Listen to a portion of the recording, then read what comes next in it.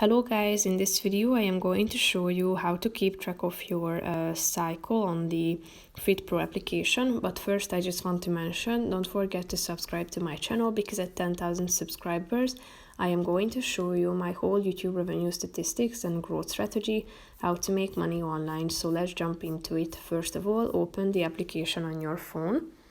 After that, tap on the settings button down below, click on activity and wellness in the middle of the screen and tap on the second option, cycle tracking.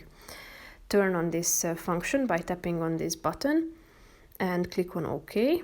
Then tap on this button and set how many days is your menstrual cycle.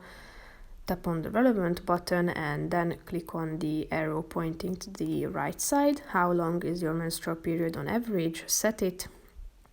Click on the button and set when did your last menstrual period start.